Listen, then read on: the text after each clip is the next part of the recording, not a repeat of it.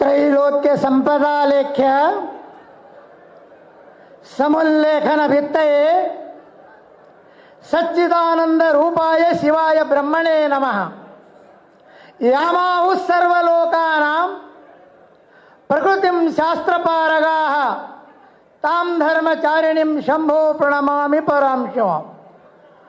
ವೈರಾಗ್ಯ ಧರ್ಮಪೀಠೇಶಂ ವ್ಯಾಸಾದಿ ಮುನಿಮಾನಿತಂ ವೇದಾದಿ ಭಾಷ್ಯಕರ್ತಾರಂ ವೇದ ಸಿದ್ಧಾಂತ ಬೋಧಕಂ ಭೃಂಗಿ ಗೋತ್ರಾದಿನಾಥಂಚ ಶೃಂಗಿ ಪ್ರಮುಖ ಪೂಜಿತಂ ಏಕೋ ರಾಮಂ ಗುರುಂ ವಂದೇ ಕೇದಾರ ಕ್ಷೇತ್ರವಾಸಿನಿ.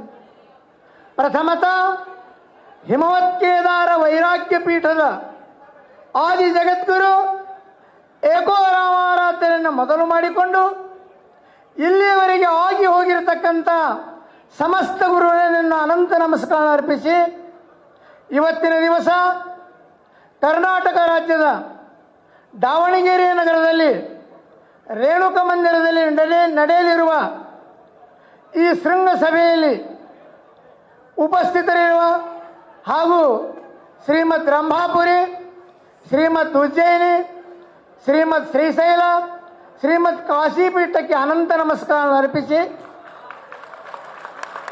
ಇವತ್ತಿನ ದಿವಸ ಅದೇ ಪ್ರಕಾರವಾಗಿ ಈ ಕಾರ್ಯಕ್ರಮಕ್ಕೆ ದೂರದಿಂದ ಬಂದಿರತಕ್ಕಂಥ ಈ ಎಲ್ಲ ಶಿವಯೋಗಿ ಸ್ವರೂಪರಾಗಿರ್ತಕ್ಕಂಥ ಶಿವಾಚಾರ್ಯ ವೃಂದವೇ ಹಾಗೂ ಈ ಕಾರ್ಯಕ್ಕೆ ಉದ್ಘಾಟಕರಾಗಿರ್ತಕ್ಕಂಥ ವಯೋವೃದ್ಧರಾಗಿರ್ತಕ್ಕಂಥ ಡಾಕ್ಟರ್ ಶ್ಯಾಮನೂರು ಶ್ರೀಶಂಕರಪ್ಪರು ಅಧ್ಯಕ್ಷರು, ಅಖಿಲ ಭಾರತ ವೀರಶೈವ ಮಹಾಸಭಾ. ಅದೇ ಪ್ರಕಾರ ರಾಜ್ಯಾಧ್ಯಕ್ಷರಾಗಿದ್ದ ಶಂಕರ್ ಬಿದ್ರಿಯವರೇ ಮತ್ತು ಈ ಸಂದರ್ಭದಲ್ಲಿ ಹೃದ್ಗತ ವ್ಯಕ್ತ ಮಾಡಿರ್ತಕ್ಕಂಥ ಈ ಜಿಲ್ಲೆಯ ಎಂಪಿಗಳಾದಂಥ ಪ್ರಭಾ ಶ್ಯಾಮನೂರವರೇ ಮತ್ತು ಇದೀಗ ತಮ್ಮ ಹೃದ್ಗತವನ್ನು ವ್ಯಕ್ತ ಮಾಡಿರ್ತಕ್ಕಂಥ ಕರ್ನಾಟಕ ರಾಜ್ಯದ ಮಾಜಿ ಮುಖ್ಯಮಂತ್ರಿಗಳಾದಂಥ ಯಡಿಯೂರಪ್ಪನವರೇ ಹಾಗೂ ಜಗದೀಶ್ ಶೆಟ್ಟರೇ, ವರ್ತಮಾನ ಮಂತ್ರಿಗಳಾಗಿದ್ದ ಎಸ್ ಮಲ್ಲಿಕಾರ್ಜುನರವರೇ ಹಾಗೂ ಇದೀಗ ತಮ್ಮ ಹೃದ್ಗತ ವ್ಯಕ್ತ ಮಾಡಿರ್ತಕ್ಕಂಥ ಈಶ್ವರ್ ಖಂಡ್ರಾಯರವರೇ ಮತ್ತು ಕರ್ನಾಟಕದ ರಾಜ್ಯದ ಬಿಜೆಪಿ ಅಧ್ಯಕ್ಷ ವಿಜೇಂದ್ರ ಅವರೇ ಮತ್ತು ಇಲ್ಲಿಗ ಅನೇಕ ಗಣ್ಯಮಾನ್ಯ ವ್ಯಕ್ತಿಗಳೇ, ಈ ವ್ಯಾಸಪೀಠದಲ್ಲಿರ್ತಕ್ಕಂಥ ವಿಜಯ ಕಾಶ್ಯಪ್ಪನಂತ ಮೊದಲು ಮಾಡಿಕೊಂಡು ಸಮಸ್ತ ರಾಜಕೀಯ ಧುರೀಣರೇ, ತಾಯಂದಿರರೇ, ಸದ್ಭಕ್ತರೇ, ಸಮಸ್ತ ಸದ್ಭಕ್ತರುಂದವೇ, ಇವತ್ತಿನ ದಿವಸ ನಾವು ನಿಜವಾಗಿಯೂ ಯಾಕೆ ಬಂದಿದ್ದಪ್ಪ ಅಂದ್ರೆ ಸಮಾಜದ ಏಳಿಗೆಗಾಗಿ ಬಂದಿದ್ದೇವೆ ಅಂದ್ರೆ ನಾವು ಕೈ ಎತ್ತಿ ಹೇಳ್ತಾ ಇದ್ದೀವಿ. ಸಮಾಜವನ್ನು ಬಿಟ್ಟು ಪೀಠಗಳು ಮಠಗಳಿಲ್ಲ, ಮಠಗಳು ಬಿಟ್ಟು ಸಮಾಜವಿಲ್ಲ, ಇದು ಎಂದೋ ನಾವು ಅರಿತುಕೊಂಡಿದ್ದೇವೆ. ಇದಕ್ಕಾಗಿ ನಾವು ಇದೇ ಸಾಕ್ಷಿ. ಇಂಥ ಸಂದರ್ಭದಲ್ಲಿ ಇದೀಗ ಜಾತಿ ಗಣತಿಯ ಸಮಸ್ಯೆ ನಡೀತು. ಇನ್ನು ವೀರಶೈವ ಮಹಾಸಭಾ ಅಭ್ಯಾಸ ಮಾಡಬೇಕಾಗಿದೆ, ಪರಿಪೂರ್ಣ ಕಾನೂನಾತ್ಮಕ ಮಾಡಬೇಕಾಗಿದೆ. ಈಗ ಜಾತಿ ಜನಗತಿ ನೀವು ಏನು ಹೇಳ್ತೀರಿ ಇವತ್ತ, ಆ ಜಾತಿಯ ಕಾಲಮದಲ್ಲಿ ಏನು ಬರಿಬೇಕಂತೀರಿ, ಇನ್ನೂ ನೀವು ಯಾವುದು ನಿಶ್ಚಿತ ಇಲ್ಲ. ಜಾತಿ ಗಣತಿಯಲ್ಲಿ ಮೊದಲು ನಾವು ಸಲಹೆ ಕೊಟ್ಟಿದ್ದೇವೆ, ವೀರಶೈವ ಮಹಾಸಭಾಕ್ಕೆ ಏನು ಸಲಹೆ ಕೊಟ್ಟಿದ್ದೇವೆ, ಮೊದಲು ಅಖಿಲ ಭಾರತ ವೀರಶೈವ ಮಹಾಸಭಾ ಒಂದು ಕಮಿಟಿ ಮಾಡಿ, ಆ ಕಮಿಟಿಯು ಕೇಂದ್ರ ಸರ್ಕಾರಕ್ಕೆ ಸಂಪರ್ಕ ಮಾಡಿ, ನಾಳೆ ಹೊರಡುವ ಫಾರ್ಮ್ಗಳು ಅದರ ಅಧ್ಯಯನ ಮಾಡಿ. ಯಾಕೆಂದರೆ ಗೊಂದಲ ಆಗ್ತಾ ಇದೆ. ಈಗ ಧರ್ಮ ಒಂದು ಕಾಲಮ್ ಇರಬಹುದು, ಜಾತಿ ಒಂದು ಕಾಲಮ್ ಇರಬಹುದು. ಧರ್ಮದಲ್ಲಿ ಏನು ಬರಿಬೇಕು, ಜಾತಿಯಲ್ಲಿ ಏನು ಬರಿಬೇಕು ಮತ್ತು ಉಪಜಾತಿ ಒಂದು ಕಾಲಮ್ ಇರದಿದ್ದರೆ ಅದರ ಪರಿಣಾಮವೇನು, ಇದು ಸೆಂಟ್ರಲ್ ಗೌರ್ಮೆಂಟ್ದಲ್ಲಿದೆ. ಇದನ್ನು ನಿಶ್ಚಯಗೊಳಿಸುವುದು ಭಾರತ ದೇಶದಲ್ಲಿ ದಿಲ್ಲಿಯಲ್ಲಿರ್ತಕ್ಕ ಆಂಥ್ರೋಪಾಲಜಿಕಲ್ ಸರ್ವೆ ಆಫ್ ಇಂಡಿಯಾ ಆ ಸಮಿತಿಯಲ್ಲಿದೆ. ಆ ಸಮಿತಿಯ ಮಾಧ್ಯಮದಿಂದ ಲೋಕಸಭೆಗೆ ಹೋಗ್ತಾ ಇದೆ, ಲೋಕಸಭೆಯಿಂದ ಪ್ರಧಾನಮಂತ್ರಿಗಳಿಗೆ ಹೋಗ್ತಾ ಇದೆ, ಕೊನೆಗೆ ಅದು ನಿರ್ಣಯ ಆಗ್ತಾ ಇದೆ. ಭಾರತ ದೇಶದಲ್ಲಿ 308 ಜಾತಿಗಳಿವೆ. ಭಾರತ ದೇಶದ ಗೆಜೆಟ್ಟಿನ ಪ್ರಕಾರ, ಸಂವಿಧಾನ ಪ್ರಕಾರ 308 ಇವೆ. ಇದನ್ನು ಚರ್ಚೆ ಮಾಡುವಾಗ ಮಾಜಿ ಗೃಹ ಮಂತ್ರಿ ಆಗಿರ್ತಕ್ಕಂಥ ಶಿವರಾಜ್ ಪಾಟೀಲ್ರು, ಮಾಜಿ ಗೃಹ ಮಂತ್ರಿ ಲಾಲ್ ಕೃಷ್ಣ ಅಡ್ವಾಣಿಯವರು ನಾವು ಚರ್ಚೆ ಮಾಡಿದಾಗ ಯಾವುದಕ್ಕೂ ಕೊಡಕ್ಕೆ ಬರುವುದಿಲ್ಲ ಅಂತ ಸಂದರ್ಭದಲ್ಲಿ 2017ರಲ್ಲಿ ಏನೋ ಕರ್ನಾಟಕದಲ್ಲಿ ಅಲ್ಲೋಲಕಲ್ಲ ನಡೀತು, ವೀರಶೈವ ಮತ್ತು ಲಿಂಗಾಯತ ಅಂತ. ಆದರೆ ನಾವು ಗಪ್ಪಾಗಿ ಕೂಡ್ತಿದ್ದೇವೆ, ಅದರಲ್ಲಿ ಭಾಗವಹಿಸಿದ್ದಿಲ್ಲ. ಯಾಕೆ? ಈ ಜಾತಿ ಮತ ಪಂಥಗಳನ್ನು ನಿಶ್ಚಯ ಮಾಡುವುದು ರಾಜ್ಯಕ್ಕೆ ಯಾವ ಅಧಿಕಾರವೂ ಇಲ್ಲ. ಇದು ಲಕ್ಷ್ಯದಲ್ಲಿ ಇಡಬೇಕು. ಯಾವ ಮುಖ್ಯಮಂತ್ರಿಗಳು ಇದಕ್ಕೆ ಅಧಿಕಾರ ಇಲ್ಲ, ನೀವು ಸ್ಪಷ್ಟಪಡಿಸಬಹುದು. ಅದಕ್ಕೆ ಇವರು ನಾವು ಕಳಿಸಬೇಕಾದ್ರೆ 2017 ಅಕ್ಟೋಬರ್ 20ರಂದು ಕೇದಾರಕ್ಕೆ ಭಾರತ ದೇಶದ ಪ್ರಧಾನಮಂತ್ರಿಗಳು ಮೋದಿಯವರು ಬಂದಾಗ ಅವರಿಗೆ ಒಂದು ನಾವು ಲೆಟರ್ ಕೊಟ್ಟಿದ್ದೆವು. ಏನು ಲೆಟರ್ ಕೊಟ್ಟೆವಪ್ಪ ಅಂದ್ರೆ, ಇದು ಭಾರತ ದೇಶದಲ್ಲಿ ಸನಾತನ ಹಿಂದೂಯುಕ್ತ ವೀರಶೈವಲಿಂಗ ಸಂಪ್ರದಾಯವಿದೆ. ಈ ಸಂಪ್ರದಾಯದ ಸಂಸ್ಥಾಪಕರು ಪಂಚಪೀಠಾಧೀಶ್ವರರಿದ್ದಾರೆ. ಆ ಪಂಚಪೀಠಾಧೀಶ್ವರರಿಂದ ಈಗ ಶ್ರೀ ಸಿದ್ಧಾಂತ ಶಿಖಾಮಣಿ ಇದು ಗ್ರಂಥ ಪ್ರಧಾನವಾಗಿದೆ. ಈ ಗ್ರಂಥದ ಮಾಧ್ಯಮದಿಂದ 12ನೇ ಶತಮಾನದಲ್ಲಿ ಬಸವೇಶ್ವರ ಪ್ರಚಾರ ಮತ್ತು ಪ್ರಸಾರ ಮಾಡಿದ್ದಾರೆ. ಅದಕ್ಕೆ ನೀವು ಭಾರತ ದೇಶದಲ್ಲಿ ಸಿಖ್, ಬೌದ್ಧ ಮತ್ತು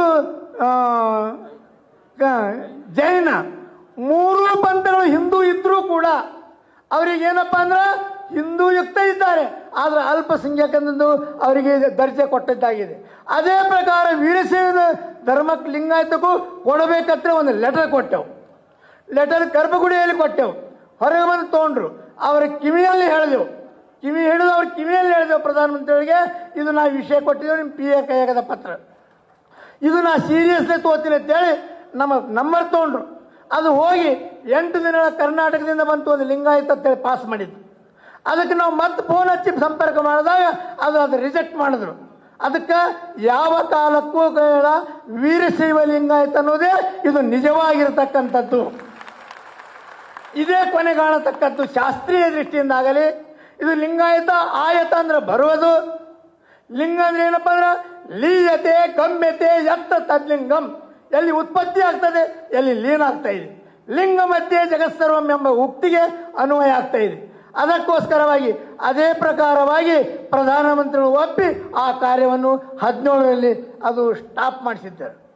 ಈಗ ವರ್ತಮಾನ ಸಮಯದಲ್ಲಿ ನೀವು ಏನು ಬರೆಸಬೇಕು, ಎಲ್ಲಿ ಬರೆಸಬೇಕು ಎಲ್ಲೂ ಹೇಳಿಲ್ಲ. ಸಾಕಷ್ಟು ಚರ್ಚೆ ಆಯಿತು, ಆ ಕಾಲಮದು ಯಾರ್ದು ಹೇಳಿಲ್ಲ, ಆ ಫಾರ್ಮ್ ಹೆಂಗಿದೆ ಅಂತ ಹೇಳಿಲ್ಲ. ಇವತ್ತು ಅದು ಅವಶ್ಯಕತೆ ಇದೆ, ಆ ಫಾರ್ಮ್ ಅವಶ್ಯಕತೆ ಇದೆ. ಆ ಫಾರ್ಮ್ ಇರಲಾರ್ದೆ ನಾವು ಗೊಂದಲದಲ್ಲಿ ಬೀಳ್ತಾ ಇದ್ದೇವೆ. ಸರ್ಕಾರದ ಸವಲತ್ತಿನ ಆಮಿಷಗಾಗಿ ಏನೇನೋ ಬರೆಯಕ್ಕೆ ಹೋಗ್ತಾ ಇದ್ದಾರೆ. ಅದಕ್ಕೋಸ್ಕರವಾಗಿ ಅಖಿಲ ಭಾರತ ವೀರಶೈವ ಅಭ್ಯಾಸ ಮಾಡಿ ಒಂದು ನಿರ್ಣಯಕ್ಕೆ ಬರಬೇಕು. ಅದು ಸಮಸ್ತ ಭಾರತ ದೇಶ ಸ್ವೀಕಾರ ಮಾಡಬೇಕು. ಅವರಿಗಿದು ಸಂಖ್ಯಾಬಲ ಬೆಳೀತದೆ, ಅಲ್ಲಿವರೆಗೆ ಸಂಖ್ಯಾಬಲ ಬೆಳೆಯುವುದಿಲ್ಲ. ಈಗ 70 ಲಕ್ಷ 75 ಲಕ್ಷ ಮತ್ತು ನೀವು ಹೀಗೆ ವಿಘಟನೆ ಆದರೆ 60 ಲಕ್ಷಕ್ಕೆ ಬರ್ಬೋದು. ಅದಕ್ಕೋಸ್ಕರವಾಗಿ ಮೊದಲು ವೀರಶೈವ ಮಹಾಸಭೆ ಅದ ಕಾರ್ಯದರ್ಶಿಗಳಾಗಿದ್ದ ಪ್ರಸನ್ನ ರೇಣುಕಾ ಅವರಿಗೆ 2 ತಾಸು ನಾವು ಬೆಂಗಳೂರಲ್ಲಿ ಹೇಳಿದ್ದೇವೆ, ನೀವು ಈ ಕೆಲಸ ಮೊದಲು ಮಾಡಿ. ಒಂದು ಶಿವಶಂಕರಪ್ಪ ಅವರಿಗೆ ಹೇಳಿದ್ದೇವೆ, ಇದು ಕಮಿಟಿ ಸ್ಥಾಪನೆ ಮಾಡಿ. ಆ ನಂತರ ಇದಕ್ಕೆ ಎಲ್ಲಿ ಎಡರು ತೊಡರು ಬಂದ್ರೆ ಹಳ್ಳಿಯಿಂದ ದಿಲ್ಲಿಗೆವರೆಗೆ ನಾವು ಕೇದಾರ ಪೀಠ ಬಂದು ಅದಕ್ಕೆ ನಾವು ನಿಂದಿರ್ತೇವೆ ಅಂತ ಅವ್ರಿಗೆ ಹೇಳಿದ್ದೇವೆ. ಅದಕ್ಕೆ ಅವಾಗ ನಮ್ಮ ಸಮಾಜದ ಏಕೀಕರಣ ಆಗ್ತಾ ಇದೆ. ನಾವು ಬರೀ ಇಷ್ಟಕ್ಕೆ ಏಕೀಕರಣ ಆಗೋದು ಕಷ್ಟಕರವಾದದ್ದು, ಹಿಂದೆ ಎಷ್ಟೋ ಸರಿಯಾಗಿದೆ. ಅದಕ್ಕೋಸ್ಕರವಾಗಿ ಇವತ್ತಿನ ದಿವಸ ಇದೀಗ ನಮ್ಮ ಕಾಶ್ಯಪ್ಪನವರಾಗಲಿ ಮತ್ತು ಎಮ್ಮಿಗನೂರು ಸ್ವಾಮಿಗಳಾಗಲಿ ಅವರೊಂದು ವಿಷಯ ವ್ಯಕ್ತಪಡಿಸಿದ್ರು, ಮತ್ತು ಈಶ್ವರ ಖಂಡ್ರೆಯವರಾಗಲಿ ಏನು ವಿಷಯ ವ್ಯಕ್ತಪಡಿಸಿದ್ರೆ, ಸ್ವಾಮಿಗಳು ಮಠಗಳು ಪೂಜೆ ಪಾಠ ಜಪತಪ ತಪಸ್ಯ ಮಾಡಬೇಕು, ಶಕ್ತಿ ಬೆಳೀತದೆ, ಅದರಿಂದ ಸಮಾಜದ ಪ್ರಭಾವ ಬೀಳ್ತದೆ ಹೇಳಿದ್ರೆ ಇದು ನಿಜವಾಗಿಯೂ ಸತ್ಯವಾಗಿರ್ತಕ್ಕಂಥ ವಾಕ್ಯ. ಇಂಥ ವಾಕ್ಯಗಳನ್ನು ನಾವು ಅನುಪಾಲನೆ ಮಾಡಿದ್ದಾದರೆ ನಿಜವಾಗಿಯೂ ಕೂಡ ಈ ಭೂಲೋಕದಲ್ಲೆಲ್ಲ ಪರಲೋಕದಲ್ಲಿಯೂ ಸಹಿತ ಏನಾಗ್ತದೆ, ಶಿವಸಿದ್ಧಾಂತ ನಿರ್ಣಯತ ಶಿವಾಚಾರ್ಯ ಶಿವಾತ್ಮಕ. ಆ ಪ್ರಕಾರವಾಗಿ ಇದು ಶಿವಸಿದ್ಧಾಂತ. ಈಗ ಉತ್ತರಾಖಂಡದಲ್ಲಿ ಒಂದು ಪೀಠ ಇದೆ. ಪ್ರತಿ ವರ್ಷ 2 ತೊಡರು ಬರ್ತಾ ಇದ್ದೇವೆ, ಅದಕ್ಕೊಂದು ನಾವು ಮಾರ್ಗ ಹುಡುಕ್ತಾ ಇದ್ದೇವೆ. ಈಗ ಅಲ್ಲಿಯ ಅಧಿಕಾರ 12 ಜ್ಯೋತಿರ್ಲಿಂಗಗಳಲ್ಲಿ ಇವತ್ತಿನ ದಿವಸ ಸಂಪೂರ್ಣ ಜಂಗಮ ದಕ್ಷಿಣ ಭಾರತದ ಶುದ್ಧ ವೀರಶೈವರೇ ಅದಕ್ಕೆ ಪೂಜೆ ಮಾಡುವ ಪರಂಪರೆ ಇಲ್ಲಿವರೆಗೂ ಇದ್ದೇ ಇದೆ, ಲಕ್ಷಾಂತರ ವರ್ಷಗಳಲ್ಲಿ. ಇದು ಯಾರಪ್ಪ ಕೆಲವೊಂದು ಪ್ರಶ್ನೆ ಮಾಡ್ತಾ ಇದ್ದಾರೆ, 5,000 ವರ್ಷಗಳಿಂದ ಏನು ಪ್ರಮಾಣದ 5,000 ವರ್ಷಗಳಿಂದ ವೀರಶೈವ ಲಿಂಗಾಯತ ಏನು ಪ್ರಮಾಣ ಅಂದ್ರೆ ಅವರಿಗೆ ಇದೊಂದು ಉತ್ತರ. ಹರಿಕೃಷ್ಣ ರಥೋಡಿಯವರು 1928ರಲ್ಲಿ ಗಢವಾಲ್ಕ ಇತಿಹಾಸ ಅಂತ ಒಂದು ಗ್ರಂಥ ಬರೆದಿದ್ದಾರೆ. ಅದರಲ್ಲಿ ಕೇದಾರ ಪೀಠದ 324 ಜನ ಅದನ್ನು ನೋಡಿ ಅದಕ್ಕೆ ನಿಮ್ಗೆ ಇತಿಹಾಸ ಉತ್ತರ ಆಗ್ತಾ ಇದೆ. ಇವತ್ತು ನಾವು ಉತ್ತರ ಕೊಡಬೇಕಾಗ್ತಾ ಇದೆ. ಮತ್ತು ರೇಣುಕಾಚಾರ್ಯ ಕಾಲ ನಿರ್ಣಯ ಬರ್ತಾ ಇದೆ, ಸಮೀಕ್ಷೆ ಬರ್ತಾ ಇದೆ. ವಿಸಂಗತಿ, ಇದು ವಿಸಂಗತಿ ಅಲ್ಲ. ಯಾಕಂದ್ರೆ 324 4 ಸರಿ ನಮ್ಮ ಹೆಸರು ರಿಪೀಟ್ ಆಗಿವೆ, ಪೀಠದಲ್ಲಿ ಪರಂಪರೆ ರಿಪೀಟ್ ಆಗಿವೆ. ಹಾಗ ಪೀಠದಲ್ಲಿಯೂ ರಿಪೀಟ್ ಆಗ್ತಾ ಬರ್ತಾ ಇದ್ದೇವೆ. ಈಗ ಕಾಶಿ ಪೀಠ ತೆಗೆದು ನೋಡ್ರಿ, 77ನೇ ಇಸ್ವಿ ತನಕ ಮಲ್ಲಿಕಾರ್ಜುನತೆ ಹೆಸರು ರಿಪೀಟ್ ಐತಿ. ಈಗ ಹೆಸರು ರಿಪೀಟ್ ಆಗಿರ್ಬೋದು, ಆದರೆ ಕಾಲ ನಿರ್ಣಯ ಮಾತ್ರ ಅದು ನಿಜವಾಗಿಯೂ ಕೂಡ ಒರಿಜಿನಲ್ ಇದೆ ಅನ್ನೋದು ಯಾರೂ ಮರೆಯತಕ್ಕದ್ದಲ್ಲ. ಅದಕ್ಕೆ ಇಂದಿನ ದಿವಸ ಈ ಸಮಾರಂಭದಲ್ಲಿ ಅನೇಕ ವಿಚಾರಗಳು ಮಂಥನ ಅದು. ಅನೇಕ ಶಂಕರ ಬಿದ್ರಿ ಅವರು ಸಾಕಷ್ಟು ಮಾತಾಡಿದರು ಆ ವಿಷಯಕ್ಕೆ. ನಮ್ಮ ಯಡಿಯೂರಪ್ಪನವರು ಕೂಡ ಅದರ ಮಾರ್ಮಿಕವಾಗಿ ಮಾತಾಡಿದರು. ವಿಜಯ ಕಾಸಪ್ಪನವರು ಅವರು ನಿಜವಾಗಿಯೂ ಇರ್ತಕ್ಕಂಥ ಅಂತರಾತ್ಮದಲ್ಲಿರ್ತಕ್ಕಂಥ ತಳಮಳೆಯನ್ನು ವ್ಯಕ್ತ ಮಾಡಿದರು.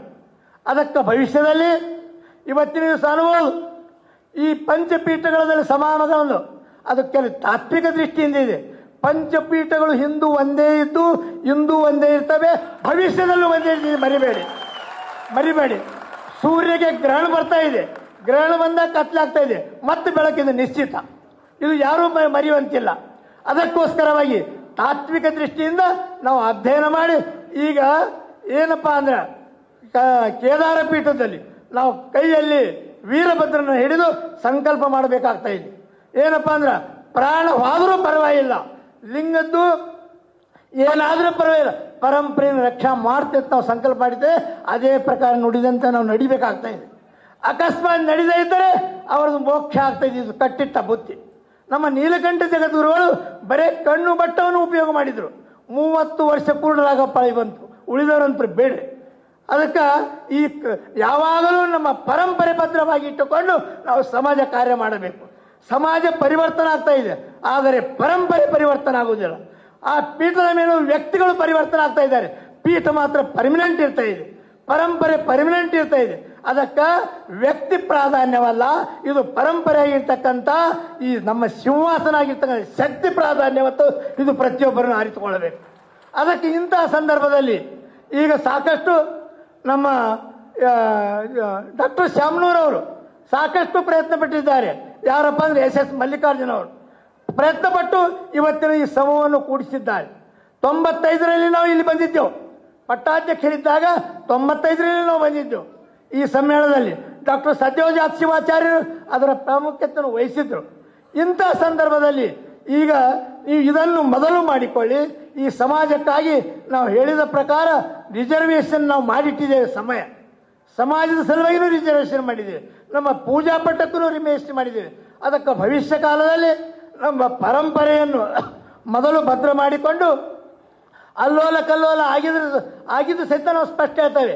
ಇದಕ್ಕೆ ಯಾರು ಹೊಣೆಗಾರರಲ್ಲ, ಶಿವಾಚಾರ್ಯರು ಹೊಣೆಗಾರರಲ್ಲ, ಭಕ್ತರು ಹೊಣೆಗಾರರಲ್ಲ, ಪೀಠಾಚಾರ್ಯ ಹೊಣೆಗಾರತ್ತೆ ಇವತ್ತು ನಾವು ಹೇಳಲೇಬೇಕಾಗ್ತಾ ಇದೆ.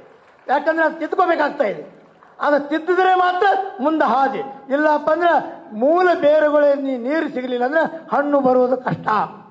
ಅದಕ್ಕೆ ಇನ್ನೊಬ್ಬರಿಗೆ ನಾವು ಹೇಳೋದು ಕಷ್ಟ. ನೀವು ಇದು ತಿದ್ದುಕೋರಿ ಶಿವಾಚಾರ್ಯದು ಕಷ್ಟ, ಭಕ್ತರಿಗೆ ಹೇಳೋದು ಕಷ್ಟ.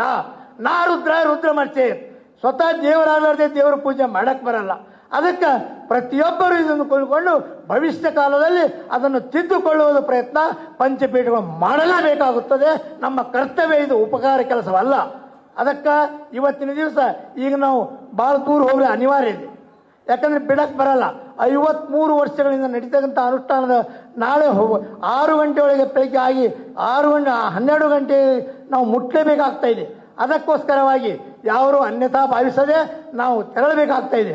ಅದಕ್ಕೆ ಭವಿಷ್ಯದಲ್ಲಿ ಪಂಚಪೀಠಗಳನ್ನು ಕೂಡಿಕೊಂಡು ಅದಕ್ಕೆ ಒಂದು ನಿಯಮಾವಳಿ ಮಾಡಿ ಅದರ ಮೇಲೆ ಸಹಿ ಮಾಡಿ ಯಾವುದೇ ಪರಿಸ್ಥಿತಿಯಲ್ಲಿ ಯಾವುದೇ ವ್ಯತ್ಯಾಸ ಬರದಂತೆ ಅದನ್ನು ಮಾಡುವುದು ಕೂಡ ಚರ್ಚೆ ಮಾಡಲಾಗಿದೆ.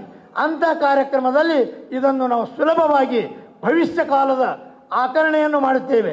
ಮತ್ತು ಇದೇ ಸಂದರ್ಭದಲ್ಲಿ ಇನ್ನೊಂದು ಸೂಚನೆ, ಯಡಿಯೂರಪ್ಪನವರು ಈಗ ಪ್ರಕಟಣೆ ಉದ್ಘಾಟನೆ ಮಾಡಿದರು. ಏನು ಮಾಡಿದ್ರಪ್ಪ ಅಂದ್ರೆ ನಾಂದೇಡದಲ್ಲಿ 25 ವರ್ಷ ನಾವು ಪೂರ್ಣ ಆಗ್ತಾ ಇದ್ದೇವೆ ಅಕ್ಟೋಬರ್ದಲ್ಲಿ. ಅದರ ಸಂದರ್ಭದಲ್ಲಿ ಪಟ್ಟಾಭಿಷೇಕ ದ್ವಾದಶಿ ಮಹೋತ್ಸವ 108 ಕುಂಡಿನ ವಿಶ್ವಶಾಂತಿ ಯಜ್ಞ 1ರಿಂದ 8ರವರೆಗೆ. ಆ ಪ್ರಕಾರ ಪ್ರತಿನಿತ್ಯ ಒಬ್ಬರು ಮುಖ್ಯಮಂತ್ರಿಗಳು, ಕೊನೆಗೆ ಪ್ರಧಾನಮಂತ್ರಿಗಳು, ಗೃಹ ಮಂತ್ರಿಗಳು ಮತ್ತು ಅದೇ ಸಂದರ್ಭದಲ್ಲಿ ವಯೋವೃದ್ಧರಾಗಿರ್ತಕ್ಕಂಥ ಮತ್ತು ಇಲ್ಲಿಯವರೆಗೆ ಧರ್ಮದ ಅಧ್ಯಕ್ಷರಾಗಿರ್ತಕ್ಕಂಥ ಶಾಮನೂರು ಶಿವಶಂಕರಪ್ಪರ ಸತ್ಕಾರವೂ ಕೂಡ ಅಲ್ಲಿ ಹಿಡಿದು ನಾವು ನಿಶ್ಚಯ ಮಾಡಲಾಗಿದೆ. ಅದಕ್ಕೆ ಅವರಿಗೆ ಒಬ್ಬರಿಗೆ ಮಾಡಿದ್ರೆ ಸಂಪೂರ್ಣ ಭಾರತಕ್ಕೆ ಸತ್ಕಾರ ಅಂತ ನಾವು ತಿಳ್ಕೊಂಡು ಆ ಸಂದರ್ಭದಲ್ಲಿ ಇದೀಗ ಮಾಡಿದ್ದಾರೆ.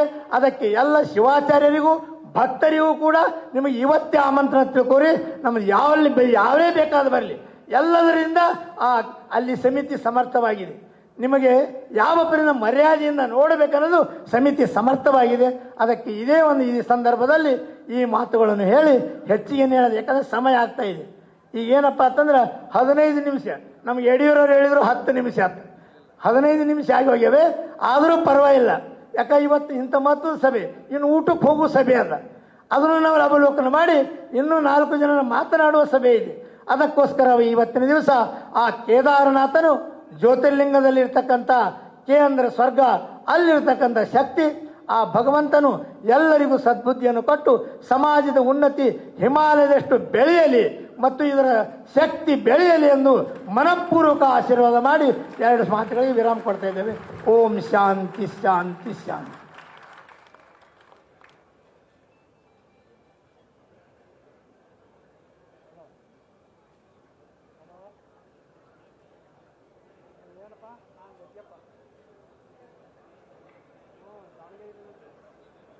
ಜಗದ್ಗುರು ಮಹಾಸನ್ನಿಧಿಯವರ ಪವಿತ್ರ ಚರಣಾರವಿಂದಗಳಿಗೆ ಅನಂತ ಭಕ್ತಿ ಪ್ರಣಾಮ. ಇನ್ನೊಂದು ಮಾತು ಮಹತ್ವದ, ಯಾಕಂದ್ರೆ ಉಜ್ಜಯಿನಿಯವರು ಹೇಳಿದ್ರು, ಮೊನ್ನಿನ ದಿವಸ ಫ್ಲ್ಯಾಟ್ನಿಂದ ಆಕಸ್ಮಿಕವಾಗಿ ಬಂದರು. ಎಲ್ಲಿಗೆ? ನಾಂದೇಡಕ್ಕೆ ಬಂದು ಅವ್ರು ಏನು ಹೇಳಿದ್ರಪ್ಪ ಅಂದ್ರೆ, ನೀವು ಹೇಳಿದ್ದು ನಾವು ಕೇಳ್ತೀವಿ, ಭವಿಷ್ಯ ಕಾಲದಾಗತ್ತೆ ನಾವು ಪೂರ್ಣ ವಚನ ಕೊಟ್ಟಿದ್ದಾರೆ. ಅದಕ್ಕೆ ಪರಂಪರೆ ಸಲುವಾಗಿ, ಬಾಕಿ ಏನಿಲ್ಲ. ಹೇಳ್ತಿದ್ರಪ್ಪ ನಾವು ಬರ್ತೇವೆ ನೋಡಿ ನೀವು ಅಂದಾಗ್ತೇ ಅವ್ರು ಕರ್ಕೊಂಡ್ಬಂದು, ಇದು ಸತ್ಯವಾದ ವಿಷಯ. ಇದು ಎದಕ್ಕಪ್ಪ ಅಂದ್ರೆ ಇವತ್ತು ಅವ್ರು ಕರೆದಿದ್ದಕ್ಕಂದ್ರೆ ಇದು ನಮ್ಮದು ಪೀಠಗಳ ವಿಚಾರ ಮಂಥನೆಗಲ್ಲ, ತತ್ವಗಳ ಮಂಥನೆ ವಿಚಾರಗಲ್ಲ, ಸಮಾಜದ ಸಲುವಾಗಿ ಅವರು ಮಾಡಿದ ಇದು ಭವ್ಯವಾಗಿರ್ತಕ್ಕಂಥದ್ದು ವಿಚಾರಧಾರೆ. ಅದು ನಾವು ಒಪ್ಪಿಕೊಂಡು ಬಂದಿದ್ದಾಗಿದೆ. ಮತ್ತು ಅದೇ ಪ್ರಕಾರ ಮುಂದೆ ಚಿಂತನೆ ಮಾಡ್ತಾ ಇದ್ದೇವೆ. 2 ಮಾತುಗಳಿಗೆ ವಿರಾಮ ಕೊಡ್ತಾ ಇದ್ದೇವೆ.